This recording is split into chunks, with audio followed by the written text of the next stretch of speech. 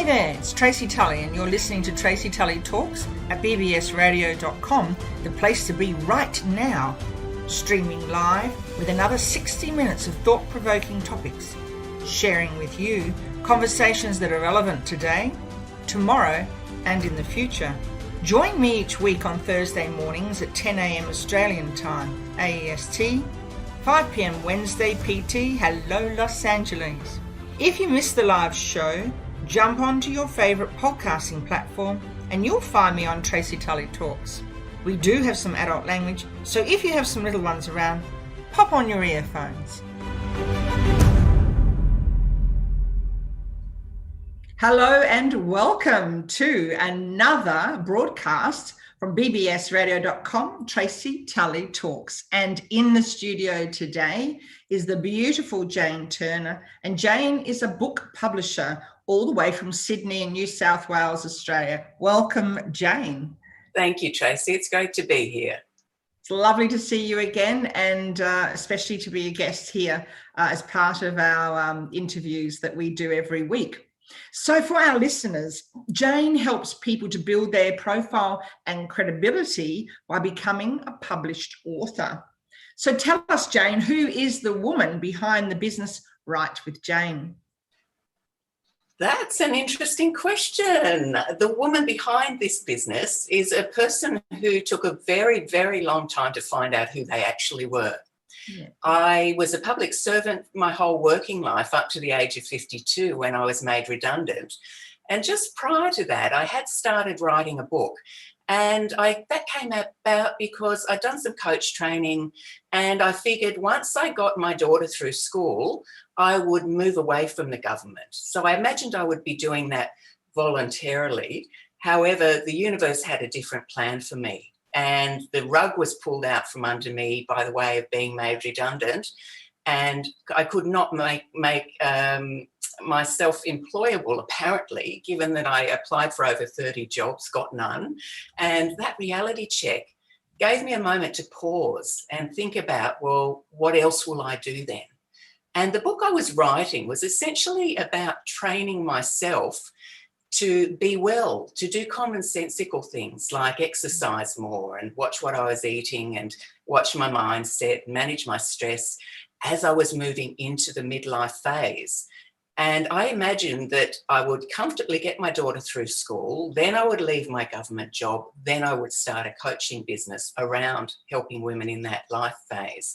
However, that was all fast-tracked when I was made redundant. I had to work out how to get the book finished because essentially I'd spent 5 years and over $30,000 on various writing programs. And there I was, made redundant, no more money to buy any more writing programs, which was essentially just my way of forestalling the fact that I had to be prepared to be seen, to take my power back and to actually get the book finished. So I wrote that book. I was on stage launching that book and I had an epiphany around the fact that I actually wasn't put on this earth to help women through the midlife phase, but I was put on this earth to help people to get that feeling that I had. Right here, it hit me literally in the chest that I was on stage launching a book only because I had gotten over all of the barriers that I had about feeling entitled to think that I could help people and that my story was worth sharing. And that really was a moment of truth for me where I got to see that I want to help other people to do that. And of course, many people, there are many roads to get to that same place. But for me, the people I can help are those who want to write a book, to build their business, or to leave a legacy by way of sharing their story. It's interesting that you said that, Jane, you mentioned that you were made redundant. So we have a lot of listeners that will be listening today and hearing you, and a lot more that will be coming on board, I have no doubt, this year as COVID keeps rumbling along. One of the things is you get to a certain age and you don't realise in yourself that you might be considered as past the use-by date. And then all of a sudden the rude shock we get you are past the use by date. Please move on and farewell. We've got the younger people coming on, and we've got to do our statistics and get them employed, because that's how we get paid as a state, employing people. And it's a big reality hit for a lot of people. I would say 99.9% of people. I think very few are really ready for it when it comes. For me, fortunately, after 38 years in the government sector, I removed myself, quite ceremoniously too, I might add, and quite enjoyably. But I did do it via an ambulance trip to the hospital, which is my wake-up call. And the cardiac doctor leaned over and she said, "You know that job you do?" She said, "You need to get out of it now." Wow. Because you're not going to make it if you keep going. So, it's that wake-up call. And the fact that you are able to talk to people and help them understand their credibility, which is their identity. And we aren't brought up that way. Very few people are brought up with an identity, because obviously it changes as we grow. And we all have that imposter syndrome, don't we? All suffer from that. So in doing that, so you realized it was time for you to do something else other than helping people get through that stage, and you became a book publisher. Now, I'm a publisher, as you know, and I'm really intrigued. What was that step? Because I know it's complex, it's not easy. Tell us a little bit about that. And listen, this is a little more complicated, I think, in my own case, because when I was on stage launching my book, I had been struggling, in the 5 years I took to write the first book. Now, really seriously, Tracy, it's a 30,000 word how-to book that shouldn't even take anybody who is no good at writing 5 years to write. I have always been pretty good at writing. I could write a very decent memo, as you would probably imagine, having been in the government yourself. However, long story short, the thing that I didn't realise I was doing in the process of writing the book and prolonging the process was that I was trying to outrun a piece of my history. I wanted to solve the ugly problem that I didn't want to be sharing with anyone in the book. And that was what the little voice in my head, that little voice who'll say in the first instance, just, things like, well, who wants to read a book by you? You're not an expert. You're not famous. Who's going to be interested? But in my own case, the little voice in my head that knew I was wanting to write the book to build a coaching practice eventually was also saying, but who would want a coach who's so broken and so disgusting as you? And of course, the backstory here is the one that's important. And I talk a lot about the hero's journey, which I won't go into a lot now, but if anybody wants to watch videos that I've made of that on YouTube, Right with Jane is my YouTube channel. But really, the long story short was that I had a 40-year history of binge eating disorder. And when I learned about the hero's journey, which is a part of my process for helping other people to write their books and to overcome any barriers to doing it, frankly, my slight misunderstanding initially of the hero that I was meant to be was that I thought I was meant to be able to come out the other end of all of the good advice I was giving in the book, which I was putting myself through that whole program and sharing my results and my challenges and what have you. But I was trying to sanitize that thing about binge eating disorder, and I was calling it things like emotional eating and sugar addiction.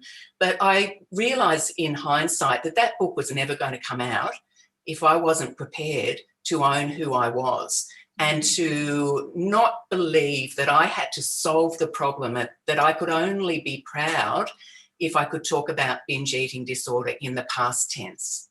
Yeah. So in what we call in the hero's journey, in the crisis point, where you've essentially got nowhere to run and nowhere to hide, if you're prepared to hold your, and I'll put in inverted commas, hold your power and not go and do another binge or buy another course, the shiny object thing. If you just sit in that discomfort, some amazing things can emerge. And one of them there were several actually, Tracy, but I'll tell you the important one was that the little voice in the head didn't say to me, "You're too broken. No one wants you as a coach. You'll be so shamed and so embarrassed if anyone finds out that you have binge eating disorder." Well, the little voice didn't say that. It said more words to the effect of, what if that's not what it's all about?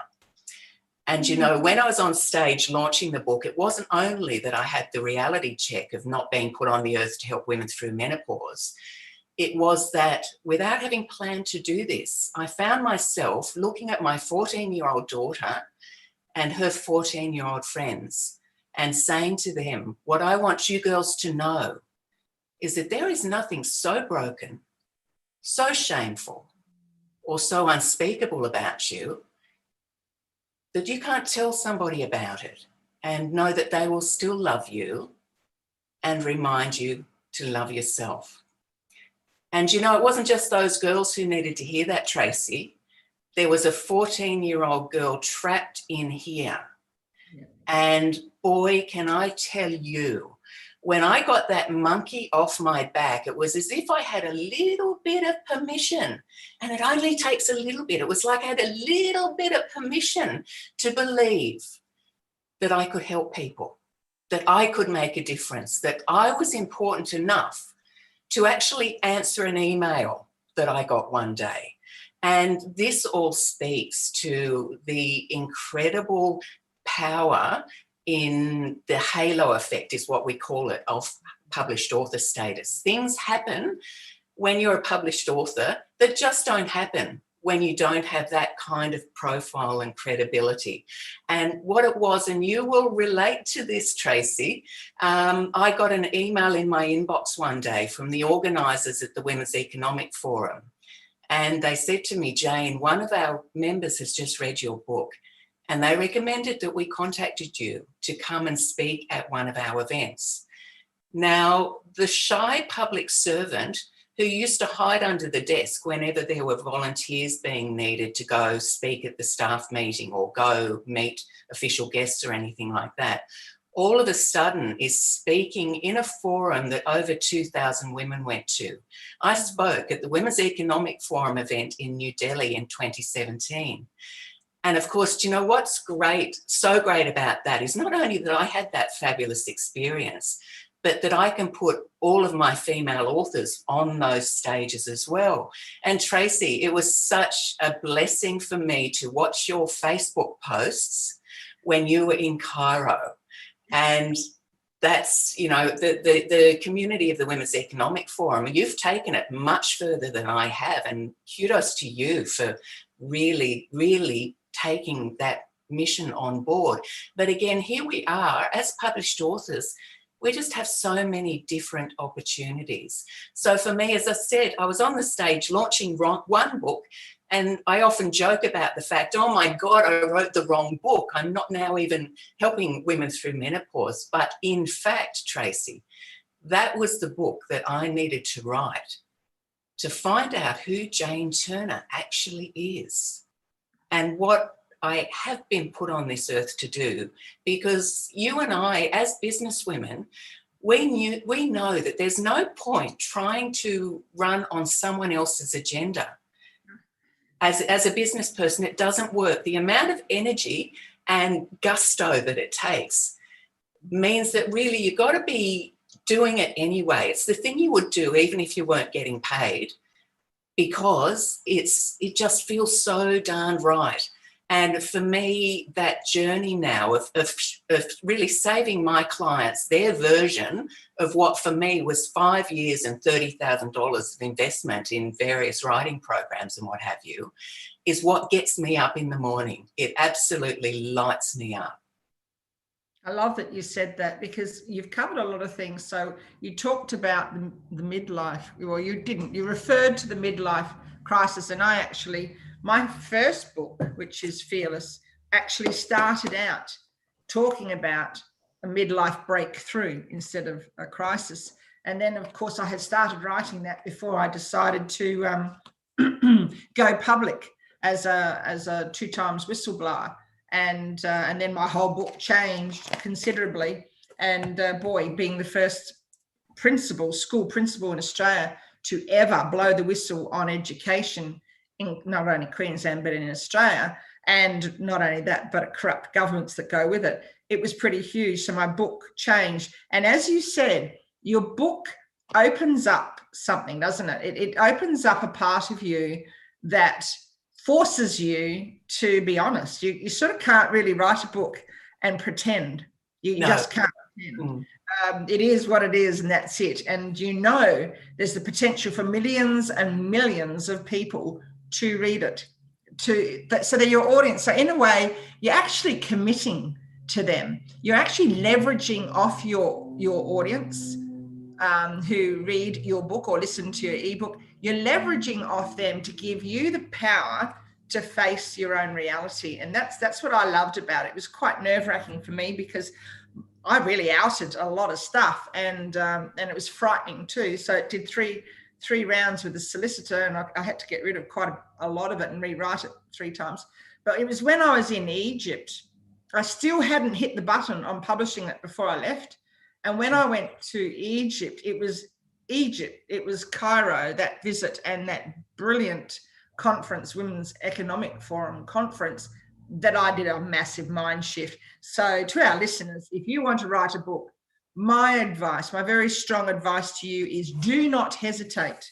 Don't let the world pass you by and not do it, because you don't have to be a mad academic or an intellect or whatnot. Here's my mum's book. My mum is 90. She's 90, she's still alive. And this is her book. She wrote it when she was 89 and I helped to publish it. And so my message to you is, to our listeners, if my 90-year-old mum can write this superb book about the days as she was an air hostess, then you can too. And don't ever let anyone tell you, not another, self-published books, because I can tell you the way of the world has changed quite considerably, and self-published books are the way to go now, aren't they, Jane? Well, there are so many benefits to keeping the control of your publishing process, which I feel like it's worth talking about that in a moment, but I just want to talk about your mum.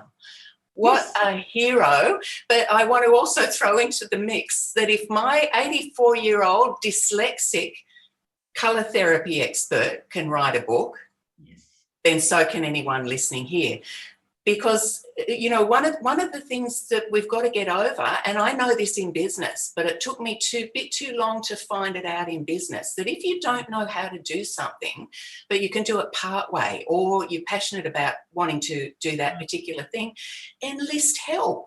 So, of course, my 84-year-old colour therapy lady, she's talking everything out she knows about colour therapy, which is a hell of a lot. It's an incredible legacy she's left into her iPod. She's getting it transcribed. She's giving it to me. And I've got what's called the 3 R's. Now, people think of it as reading, writing and arithmetic. Well, mine are rewording, rewriting and rearranging. So there's that done for you kind of service, but there's also the hand-holding where if somebody, everybody's first draft looks like crap.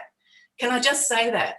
Everybody's does. So you don't want to be held up by that, but you might not want to take it any further than that, because you don't even, you've got one book in you don't want to write anymore. What's the point of learning wordsmithing and all of that?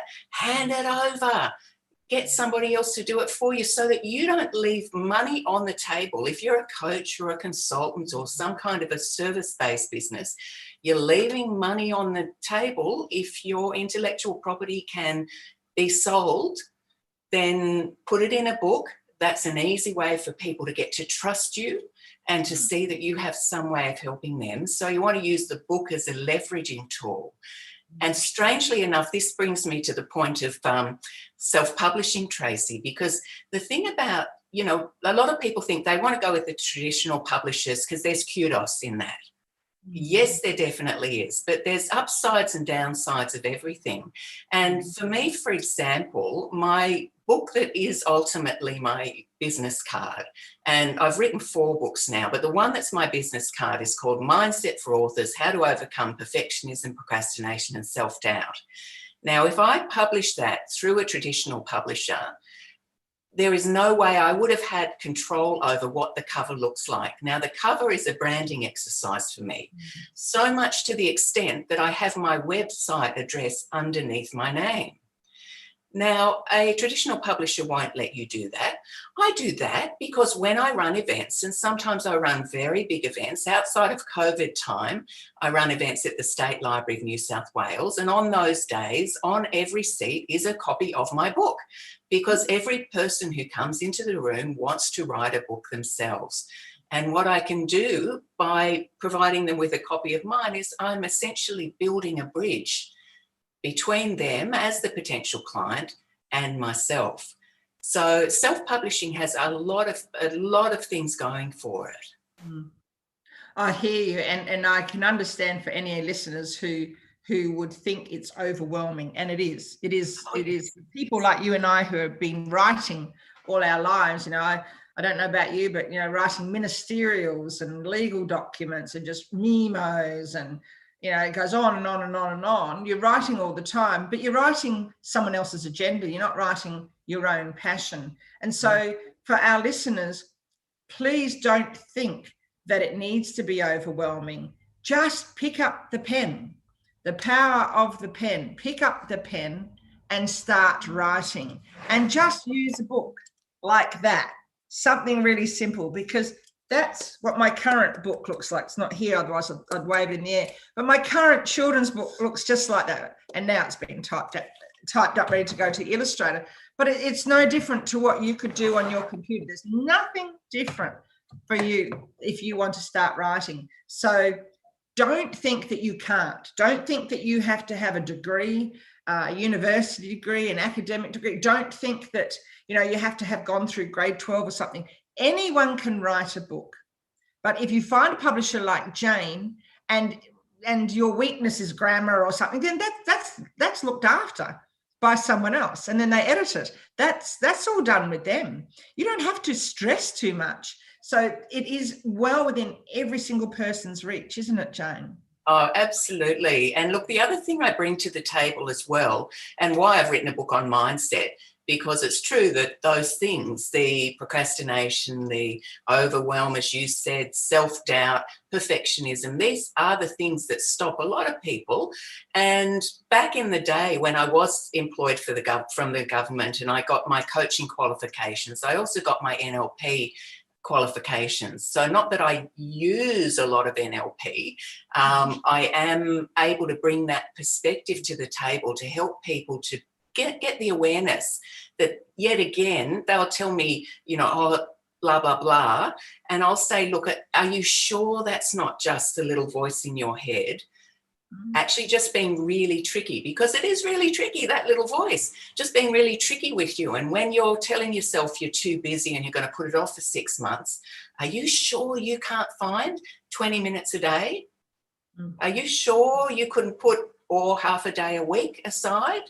These are just really questions that I ask just to rattle people's cages a little bit, because I just don't want people, don't die with your story in you. Yes.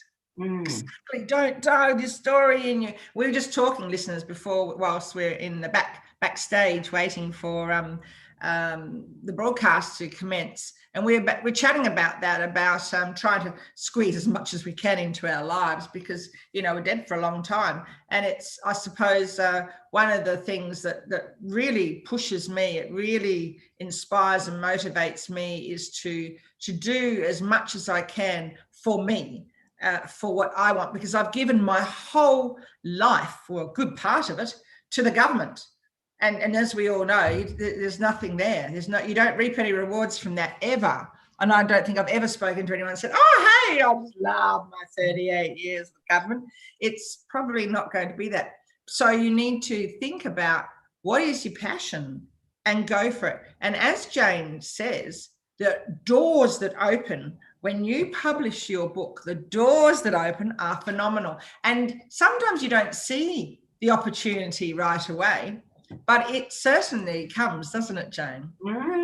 Well, my first book, as I said, Mindset for Authors, the book that I thought I shouldn't have really written in the beginning, but that book in particular got me full page coverage in the Australian Women's Weekly, full page in Prevention magazine, full page in Wellbeing magazine. I was on the 7:30 report, the House of Wellness, and the Today Extra program. and a whole lot of, other smaller magazines online and offline. And, seriously, you just raise your visibility to an extent where opportunities come your way. And then the thing is that you've gone through a journey of writing the book. And for me, that was the huge transformation. For you, yours was more stepping on stage, Tracy. But the thing is, when we really turn up and are open to the opportunities, then you'll often find that they're there. But for me in particular, that book was the one that got me there, and then that extra bit of credibility to be the one who is chosen. I was chosen by the Australian Women's Weekly because they chose 2 women who had written books on menopause. And one of them, the other one, had used hormone replacement therapy and I had not. So, the book opened the door. Otherwise, they would have not known about me, and they wouldn't have been able to frame the story around the fact that here are 2 books on the market at the moment with different approaches. That's great. And to our listeners, I hope we're inspiring you and motivating you to step outside your comfort zone and to seriously consider writing and publishing a book. And Jane's right here in the studio with me. And we're all online now. Everything's done online. You don't actually have to send big, massive amounts of paper. It just goes online in a normal Word document. It just goes online. And 40,000 words goes through really well on an email. There's nothing hard about it, except up here. If people say to you, what do you want to do that for? Why would you do that? I got that a fair bit, and I ignored it. But a lot of people will have a struggle ignoring it. So just go with your gut instinct. And if you want to publish a book, you have Jane here in the studio who's sharing what she does and how she does it, and how momentous it is in your life for you. So what makes your particular business very unique then, Jane? Look, I think it's the fact that I do a lot of hand-holding. I'm not teaching people how to do it so much. I'm showing them how to do it initially, but I'm there all the way. So I'm essentially on tap for my clients. I think the combination of, in terms of the process that I help people with, the combination of the hero's journey and learning styles methodologies sets me aside to an extent as well. So essentially my program is built around overcoming what I identified as the 5 main barriers to writing a book. And those barriers are, and I'll just list it out and then I'll say a little bit about each of them, but they're, it's process, structure, mindset, energy, and feedback. Now, process is fairly commonsensical enough. It's about, where do I start? What do I do next? How many words do I have to write? How do I organize them? How do I get it published? How do I leverage it to make it worth my while for having written it in the first place? So process, first one. Structure is the second one. And that's actually all about how to get the information out of your head and onto the page in a way that will resonate with your target audience. And then mindset, obviously, is about how to overcome the things that I've written the book about, how to overcome the perfectionism, procrastination, people-pleasing, shiny object syndrome, you name it. All sorts of things can pop up that will give you very, very good excuses not to write the book, but they're not good reasons. So mindset, how to stop playing interference on yourself all the time. You can tell I'm really passionate about that one. Anyway, moving right along though, there's energy. How do you maintain your creative and productive energy in what is a reasonably big project? And I will get back to that question of, you said 40,000 words, Tracy. I'll get back to that question of word count in a moment. But how do you maintain your energy over this period? And especially if you're still struggling with mindset and still unsure about process and still worried about how to structure your book, well, I have a creativity priming meditation that I put together with a sound healing expert who's worked with everyone from Fortune 500 companies to, just people like you and me, frankly. And I've put this really powerful tool together, my creativity priming meditation, and that's all about energy, and to a lesser extent about mindset. But then before I forget about number 5, which is actually the kicker, I call it feedback, but that's AKA accountability. But it's more than just accountability. It's about remembering to celebrate your wins as well. So celebration, I'm both the stick and I'm the carrot, if you like, in terms of my clients, because it's that whole package of the various things that can get in the way of getting the book finished. And I've over, my first 5 years of struggling to write my own book, I got to understand the barriers really, really, really well, so that coming out the other end with the passion to help people not struggle like I did is what gave me that clarity about what is the enemy here. What do we have to be able to overcome? So that's my way of helping people, and I think that's unique in terms of what others do. There are other great people out there. I've got lots of people doing the same as what I do, and that's absolutely fine, because the people who need me find me. I know that to be the case. I trust the universe in that regard. But just to get back to a point that you made about 40,000 words, some people have a real hang up about it. Oh, but I can't write that much. Or on the other hand, they've maybe written 95,000 words. I get people coming at either end of the spectrum, Tracy. I've got people can't stop, and they're at 95,000. I haven't had anyone over 100,000 yet. But anyway, the point of the matter is that I have had a client write an 11,000 word book that has not only changed her life, but many other people's lives. Now, she's written about her 5 involuntary admissions to mental health wards and coming out the other end of that. Coming out at the other end of that for someone who works in an organisation earning a 6-figure salary, who's just bought some property in Sydney. So, if she can overcome that, then it gives a lot of people a lot of hope.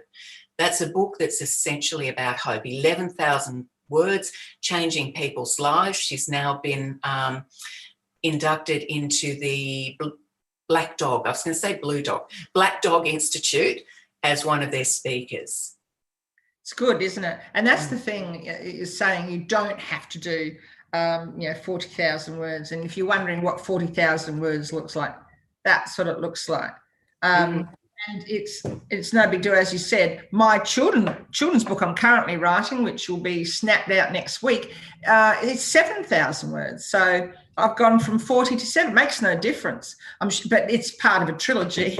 It's the first one of 3, but a totally different concept. And that baby has been in my head forever, for probably 40 years, that particular book. And my kids have had a lot of input with it, and my husband's had a lot to do with it. So it's a real story of passion. I'll be able to weave in a lot of people I know into that book. It could almost become a cartoon quite easily. And I've got the phenomenal Sean Lay, who's a cartoonist here in Australia. So Sean Lay is the illustrator. I know. I know. Fantastic. This book the trilogy sounds like it's going to go great guns, Tracy. Yeah, so and that's what happens. Who would have thought? I would never have thought, with my imposter syndrome, that Sean Lay would be illustrating my book. And when I met him, I didn't even know who he was, and he had heard me speaking on the stage, and he came up to me afterwards and he said, "Oh, sounds good, that book, children's book, and tell me a bit more." And I told him, and I said, he said, "Oh, what sort of illustrations are you looking for?" Because I'd mentioned I'd lost my illustrator. And I said, "Oh, I need a cross between foot rot flats and the Thelwell ponies." And I said, "No one in Australia would know those nowadays." And he looked at me and said, "I do." And I said, "Oh, really? Okay." And he scratched his name down a piece of paper, and I was in a hurry, stuck it in my pocket. 3 months later, I looked at it and I thought, "Oh, gee, I better follow this up." And so I rang him, and I found out who he was, and I thought that the imposter syndrome was I thought I'll only be able to afford the front cover. That's all. But what a fabulous gentleman. We had this incredible conversation, and the world opened up well and truly that he was happy to work with me and work with my story, and it was phenomenal. So that's what's coming next for me, a total different book to this one, but still as exhilarating and as exciting and more doors I know will open in that field of children's writing as well. So people who are listening today or who will come along to listen further on in this YouTube in years to come, don't let mindset trip you up. Mindset is a big problem, as we all know. We've all been there. And I know I have to get up really early in the morning and give myself X amount of time, which I did yesterday. Gave myself 2 hours, and I smashed out 3 chapters and edited it till it was the way I want it to go now to the editor. And you just need to say, can I do that? Can I find an hour in a day? Of course you can. Turn off Netflix. Of course you can. You can find an hour of the day and write your book. And now, Jane, where can they find you? So these listeners are going to start getting very excited about this. Where can they find you? How can they find you? Oh, lovely. Yeah. Well, if you go to www.writewithjane.com, you'll be on my website, and the very first thing you'll see is the opportunity to sign up for a complimentary 30-minute consult with me.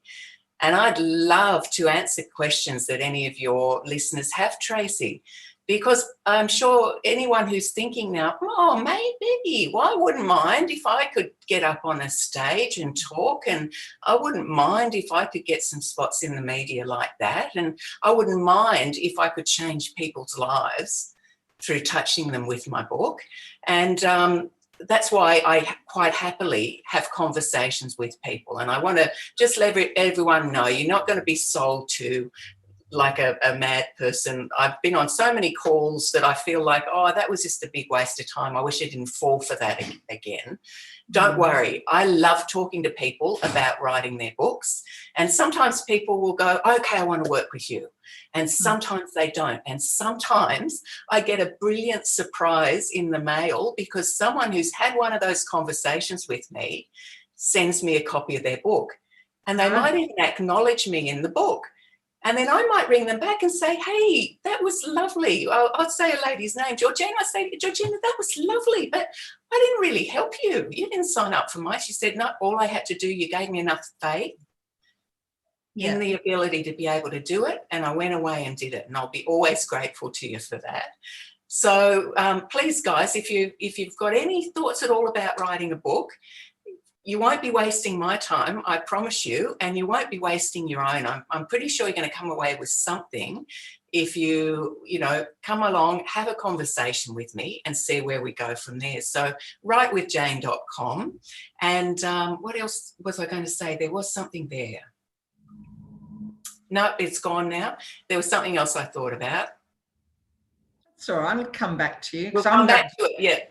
I'm going to interrupt you anyway because I really want to share with everyone today my little story, how I got to meet you. And so I was at a conference in the Brisbane, and it was lunchtime, and a friend that was next to me said, oh, I'm going down to the shops to get lunch. Do you want to jump in and come with me? I said, yeah, actually I will. I'll jump in. It's a fair way to walk.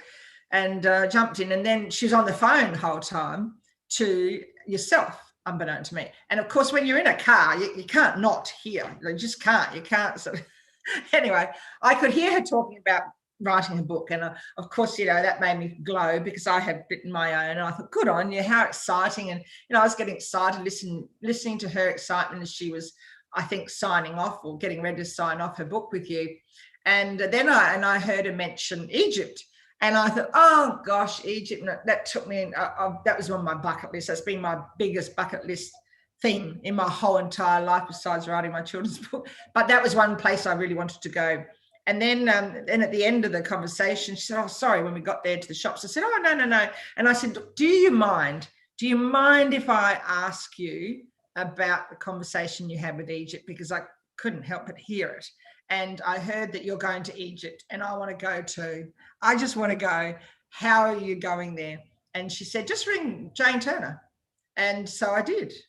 I rang you, and lo and behold, the next thing, my world has changed, and I'm getting my all my documents in order, and I'm getting my passport and flying over to Egypt and standing on the stage. And then a whole new world opened up for me.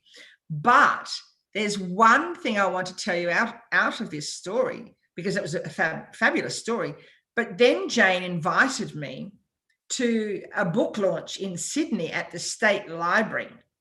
It's the State Library, New South Wales, and a very famous library, beautiful, beautiful building, one I've driven past. And who would have thought I'd be standing on a stage in the State Library? And Jane invited me to launch my book and to launch my mum's book there too. How exciting. So authors, potential authors, want to be authors, would be authors, someone who has a pen and can write. And if you can't, then do an audio.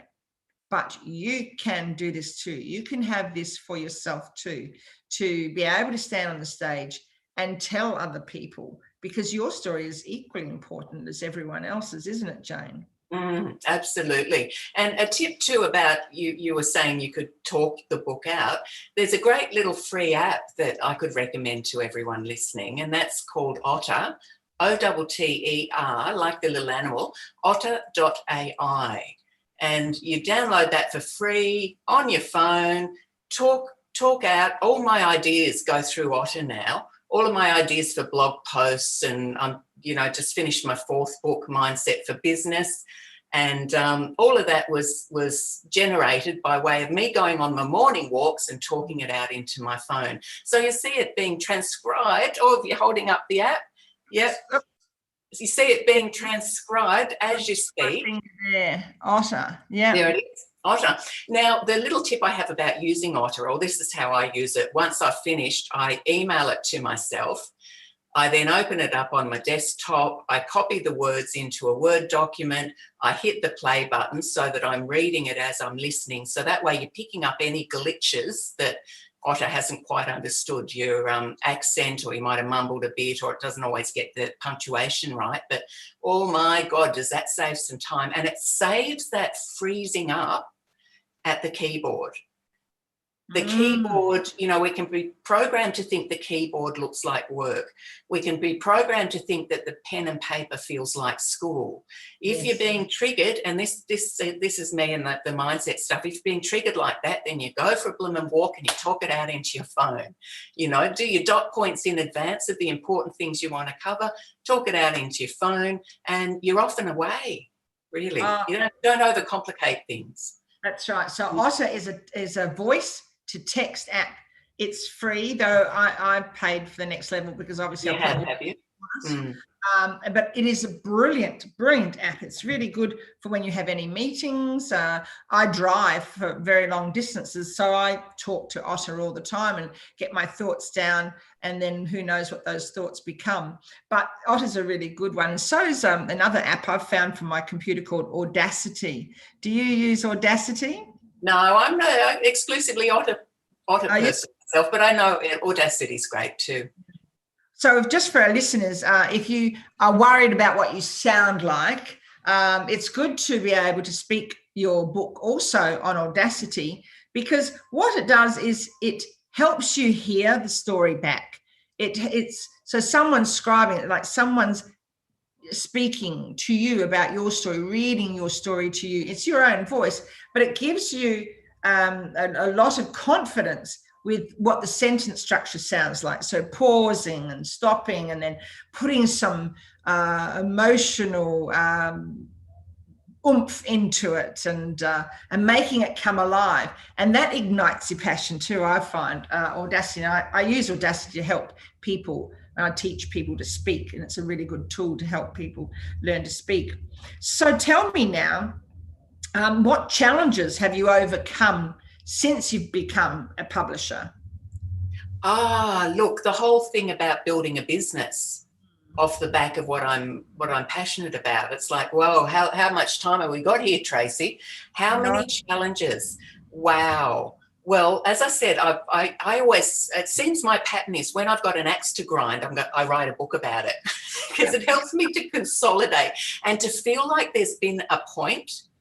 Because if I can save one person the difficulties I've had, that makes writing a book feel like it's very, very worthwhile. Now, challenges in the business space, very much around the fact that, and I'll share with you what I was going to make the subtitle for Mindset for Business for, and then I think you'll get a bit of sense of the challenges I may have had to overcome. So I joke about the fact it was going to be Mindset for Business, how to avoid every sleazy bastard who tells you that their program is all you need to get to 7 figures. Now, I got some counselling around that, and they said, oh, maybe have that, don't have that, you have that in the book, don't have it on the cover. So in fact, I'm having it on the back cover. I am. But the main subtitle now is, of course, it's about making good decisions. So this is Mindset for Business, the art and science of sound decisions. And behind that, of course, to be able to make good decisions is about not having all of these sort of potentially destructive mindset patterns playing out. And for me, it's probably not as big of a chunk in the book as it is as big of a deal for me, but people pleasing. Holy moly, did I sign up for stuff that was essentially kind of like moon dust? And it was just because the person had a likability, that I can see fakery for what it is now, because if there's one thing about business, it's one of the best personal development experiences you can ever go through. So I'm wiser now. But a person once told me that the sea of service-based businesses helping the small and medium enterprises, the SMEs and the startups in particular, that ocean that we're swimming in is full of sharks and dolphins. And it's often very hard to tell the difference until you're bitten by one. I was bitten by a couple. I've been bitten. So, yeah. And it's true that you do. You're open fodder, and that's why it's really good to hear you today to give a voice to the person behind your business, Right with Jane. And so the beauty is that the authenticity and the realism, because by word, there's a lot of sleaze buckets out there, and we've all been caught by them. I have. I mean, I had a person ring me up the other day trying to extort money from me. And, once upon a time, I would have been really polite because that was the way I was brought up. But within seconds, I just went from zero to hero, and I just tore him a new one. Absolutely tore him a new one. I love the way you work. But have I got time? Have I got time for one more story? Of course you have. And I remembered what it was now that I couldn't remember before, and it was about that idea of changing people's lives. Yes. So back to that first book, Thrive in Midlife, and it's where I've come good with owning my story, the good, the bad, and the ugly of it. Not calling it sugar addiction, not calling it emotional eating, though it was those things, but it was also, and quite seriously, a binge eating disorder that I had. Anyway, I got my books off the, from the printers. I've gone down to Canberra, which is where I'm from. That's how I got the bug of being a public servant. So gone down to Canberra for Christmas, and my great friend who now lives in Birmingham in England, she came back to Canberra for Christmas too. And of course, I'm, proudly sharing a copy of my book with her. I saw her a few weeks later, and she said, oh, Jane, I'm really sorry, I haven't read your book yet. And I said, oh, no worries, that's all right. Look, seriously, well, you get around to it when you want to, but I just proud to give it to you, frankly. And she said, no, well, I gave it to my sister to read because she's in hospital at the moment. And, she was being assessed for suitability for a liver transplant because for as long as I had binge eating disorder, i.e. 40 years, she had a heroin addiction. And when my friend said to her, Jesus, give me Jane's book back, I want to read it quickly before I see her again, the sister said this to her. She said, oh, look, I've only got about 10 pages to go, but I don't want to finish it. Yeah. And my friend had no idea what that meant. She said, what the hell? What do you think she's talking about there? And I said, I think what she's talking about is that possibly for the first time in her life, she feels like she's understood. Yes. And that she's not the only one. Because essentially what I did with food, she did with heroin. No difference whatsoever. I dare say I've messed my liver up a little bit too over that period of abuse that I gave my body. However, both of us, the sister and me, are survivors. And I thought at the time, I said, I'll get you another book. Leave the book with her. She can have it. Oh, in fact, I'll maybe go over and interview, sign it for her one time. But frankly, if that book did nothing for another single person, it would have been worth writing. Oh, exactly. And now what you're talking about with hand holding is really powerful, extremely powerful. I was listening to Clubhouse the other morning, and a business person was explaining how they hold people's hand, and when they help people, they don't want them to leave. They just don't want them to leave. They don't want to let go because they feel they've got that positive they've got that positive feeling, and they've got that positive feeling because they're in a network, in a community of like-minded people who they trust and are supported. And that is what you're all about. That's the key, I found, is this incredible giving and sharing nature of yours. And for anyone listening who wish to write a book, you really want someone to hold your hand, to be able to ask them as many questions as you want. You don't want to push, do this, do that, and just treat you as a number. You are a person, you're writing a book, so that hand holding never goes away. I would reckon you'd always be there for them if they ever yes. come back to the next book and the next. Yeah. In fact, a business coach told me I'm one of the worst business people she's ever met, because I don't put an end. I like to give people an incentive to get the book finished by a particular date, but I've had people come back to me three years later, and that's not ideal because they've not had all of the benefits in the meantime. But if they've needed to take that time, and in one case the person had a baby, so I'm going to cut her some slack. I don't abandon people just because they don't walk to the beat of my drum. Yeah. I just think that's really audacious of a lot of business people to work in that way, and actually a little bit greedy in many cases too. But that just the one thing I do want to throw in as well is that question of publishing. Yes. There are a lot of ways to waste a whole lot of money and a whole lot of time. So if anyone's at that stage, please take advantage of booking in for the chat with me, because I'll fill you in on all of the options. If you want to completely self-publish, I have my own publishing company now, the Power Writers Publishing Group. But if you want to completely self-publish, then I say more power to you, and I'll talk you through how you can do that. And that's no money to me, but the more great books that come out to the market, the better the world will be, is where I come at this question from. But oftentimes too, people will come back to me because they want to take the opportunity of getting the bestseller status that I can help them with, or they want to be speaking on stage at the State Library, which you will be doing in a few weeks, Tracy. And the point of that, of course, is that books don't sell themselves. You've got to get behind, you've got to be promoting, and the 20 minutes of really high quality footage that you get from the State Library is a great way to actually get onto the speaker circuit. And even if you're on the speaker circuit already, it's a piece of footage that possibly gets you to take that step up to being paid rather than, having to do it for free, or in some cases having to pay to do it. So there's a lot of opportunities that I can open up for people even if they've already written a book or, just thinking about it. Let's have the conversation, because you might be surprised. That's right. So listeners, if you've already published a book and you don't want to publish another one, but you want some more opportunities opened up, then knock on Jane's door.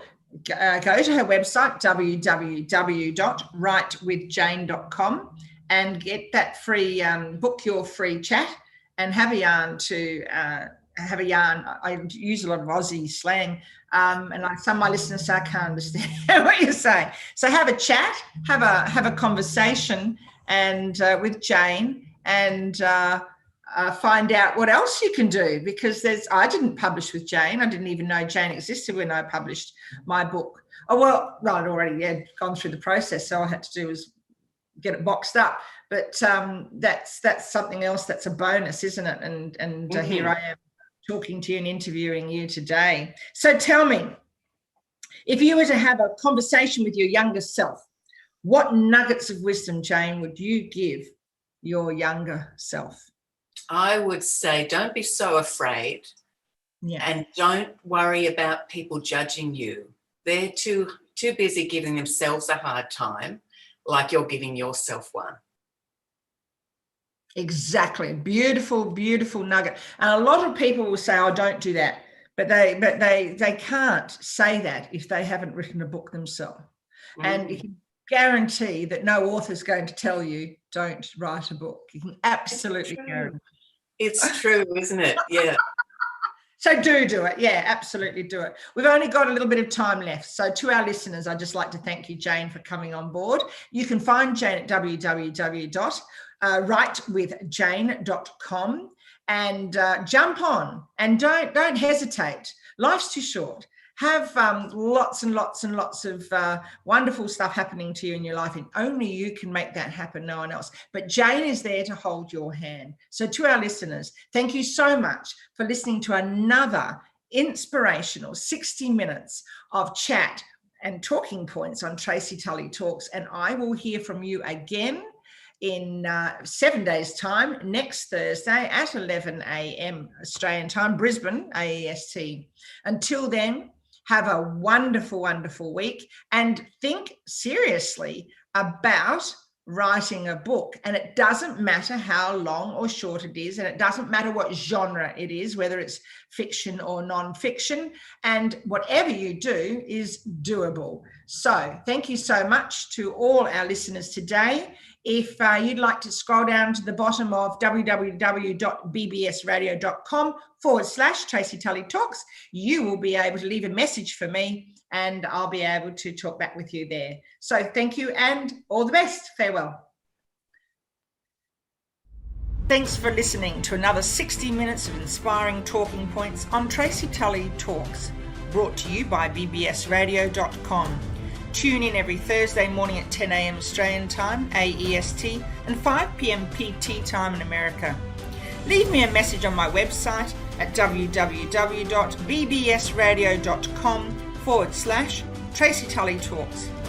If you're interested in lifting the profile, presence and profit of your business, sponsorship opportunities are available. Until next Thursday, it's goodbye from me.